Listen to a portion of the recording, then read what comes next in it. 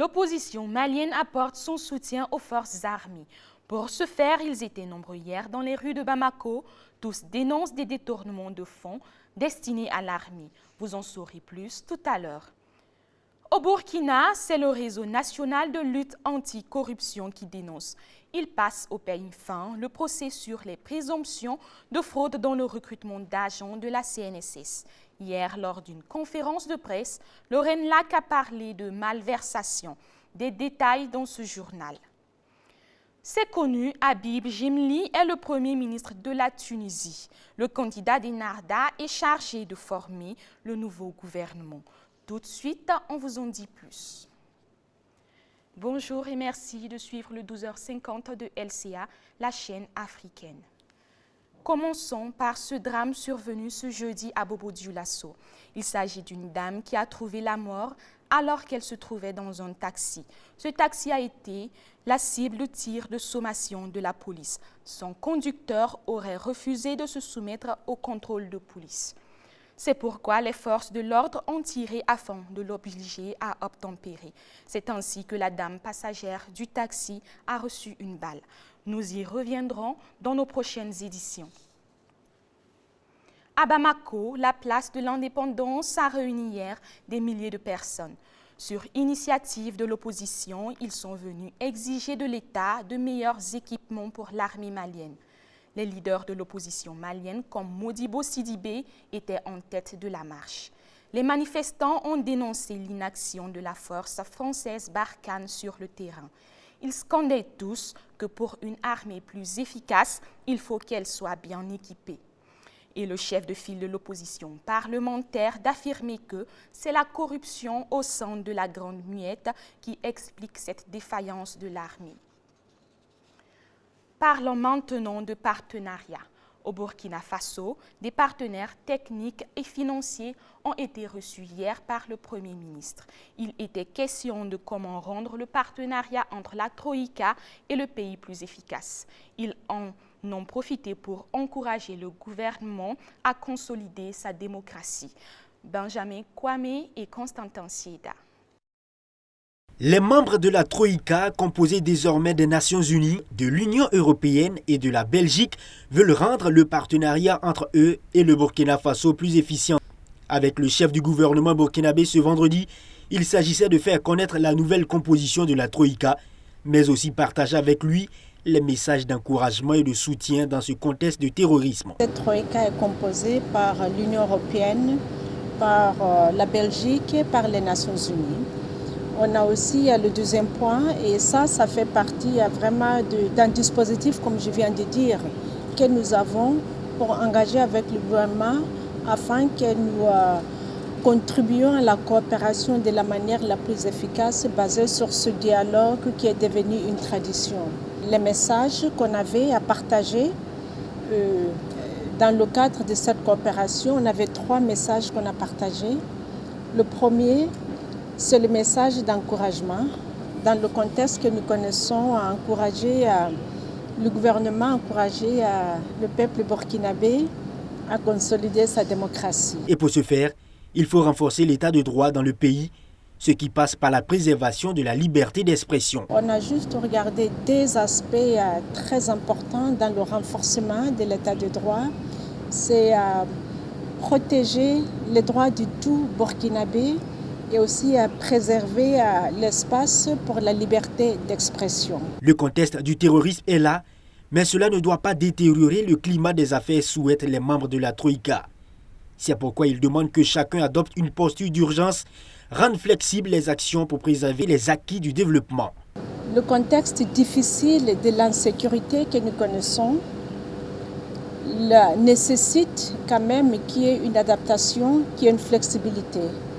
Et dans ça, ça nécessite que tout le monde soit dans une posture d'urgence afin que nous faisons tout pour réagir à cette urgence, pour préserver aussi tout ce qui aurait été fait du point de vue du développement, mais aussi pour prévenir. Toutes ces recommandations ont porté l'assentiment du Premier ministre Christophe Dabiré selon la délégation. Sachez également que l'objectif global de la Troïka est de coordonner et représenter la position des partenaires au Burkina Faso pour contribuer à une mise en œuvre optimale de la stratégie nationale de développement. Dans ce journal, il est aussi question du réseau national de lutte anticorruption, le RENLAC. Ce réseau s'interroge sur le procès concernant les présomptions de fraude dans le recrutement d'agents de la Caisse nationale de sécurité sociale, la CNSS. Hier, le réseau a tenu une conférence de presse au cours de laquelle il dénonce un manque de diligence dans le procès en cours. Alain Koulibaly et Constantin Sida nous en disent plus. Un an déjà que l'enquête sur les présomptions de fraude dans le processus de recrutement des agents à la Caisse nationale de sécurité sociale suit son cours. Une année durant laquelle rien de concluant n'a été présenté à l'opinion publique, déplore le réseau national de lutte anticorruption, RENLAC. Sagado Nakanabo et ses camarades dénoncent ici un manque de diligence dans le jugement de cette affaire et l'usage de tentatives dilatoires de la part des accusés pour retarder le procès afin de profiter du flux de leur corruption. Le RENLAC saisit donc l'occasion pour rappeler à tous que ces deux ordonnances de la juridiction administrative ne portent pas sur le fond du dossier, à savoir le faux, la fraude et le conflit d'intérêts qui restent à être jugés par le tribunal de grande instance de Ouagadougou. Cette procédure pénale, à laquelle le RENLAC s'est constitué partie civile, a connu 2 reports et est reprogrammé pour le 19 novembre au tribunal de grande instance de Ouagadougou. En plus des conseils des candidats qui disent tout mettre en œuvre pour retarder la tenue effective du procès, en les renvoyant au calendrier grec, il nous revient que certains scellés, notamment des copies de candidats, demeurent introuvables. Néanmoins, à la lumière des actes déjà déposés, nous avons bel espoir que la lumière sera faite dans ce dossier et que les responsabilités seront bien situées. Outre cela, le RENLAC dénonce le fait que ces agents incriminés soient toujours en service à la CNSS. Et nous voulons que les Burkinabés sachent qu'aujourd'hui, la CNSS est en train de subir déjà un lourd préjudice par le fait que ces agents sont intégrés comme travailleurs. Ils ont eu des rappels de salaire de plus d'une année. Ils continuent d'être payés sur les frais du contribuable alors que le jugement dans le fond n'est pas encore fait.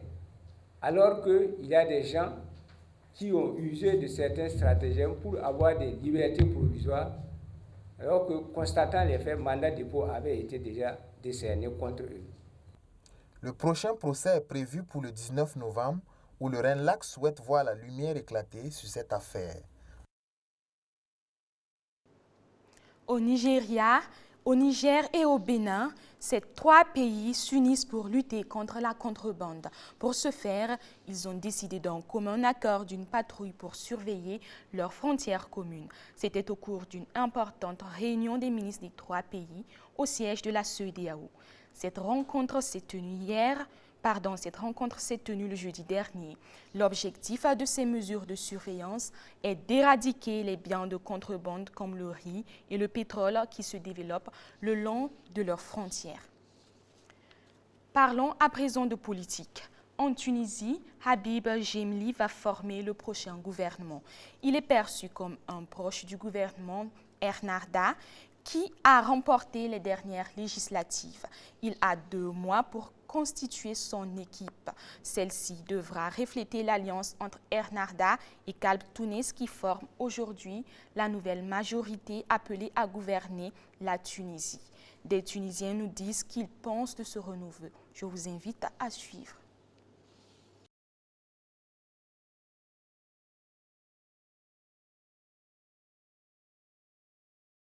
Grand bagage. Seul Dieu peut prévoir l'avenir. Nous espérons qu'il travaillera pour le bien de la Tunisie.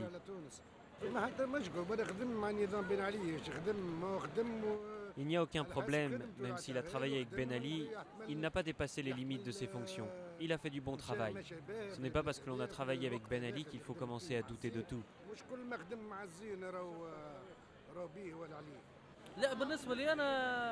En ce qui me concerne, je suis 100% contre toutes les personnes qui ont travaillé avec l'ancien régime. Je parle des hauts responsables et non pas des fonctionnaires. Celui qui a travaillé avec l'ancien régime va désormais se faire passer pour quelqu'un de propre. Il va commencer à nous parler de la révolution et de ses objectifs. La Côte d'Ivoire a célébré hier la journée de la paix. Il faut dire que la perspective de la présidentielle de 2020 fait craindre des crises de débordement et de menaces à la cohésion sociale. Chaque Ivoirien est donc invité à être un ambassadeur de la paix. On rappelle, la présidentielle de 2010 s'est soldée par une crise post-électorale qui a fait plus de 3000 morts. Et au Burkina Faso, le ministère de la Culture veut faire la promotion de l'excellence à partir d'un partage d'expériences entre les artistes de toutes générations. C'est là l'innovation de la 8e édition des 12 personnalités de l'année, les 12 PCA.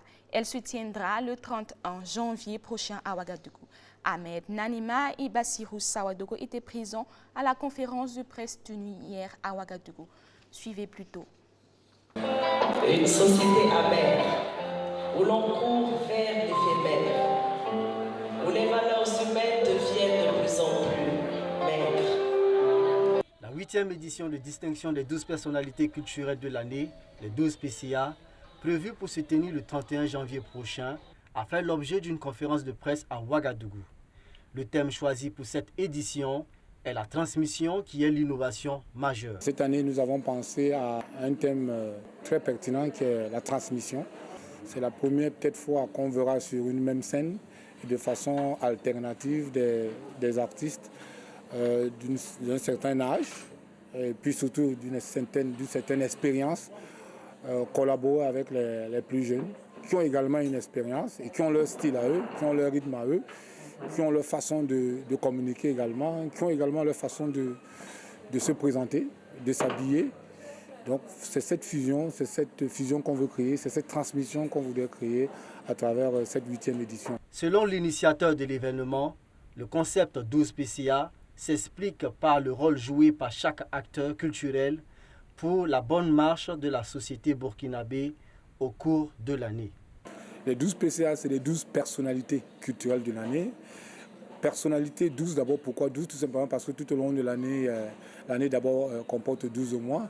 Et tout au long de l'année, justement, on ne peut pas choisir un seul mois pour magnifier la culture, bien pour promouvoir la culture. Donc chaque mois, nous parlons de culture. Chaque mois, il y a des artistes qui prêchent. Chaque mois, il y a un événement culturel. Même malgré le deuil national, il y a des artistes qui essayent d'apporter leur pierre à l'édifice en soutenant de leur façon les sinistrés ou bien les victimes, les familles des victimes. Donc voilà un peu pourquoi on a décidé de recouvrir, n'est-ce pas, ces personnalités culturelles sous le chiffre 12. Initié en 2012, les nominés de la 8e édition sont repartis en 12 catégories dont les noms seront connus lors d'une prochaine conférence de presse. Les grandes articulations de cet événement culturel sont des prestations d'artistes en live, un défilé de mode, une remise de trophées aux lauréats et un cocktail pour couronner le tout. C'est sur cette note culturelle que s'achève votre journal. On se retrouve demain à la même heure. D'ici là, restez toujours en compagnie des programmes de LCA, la chaîne au cœur de l'Afrique.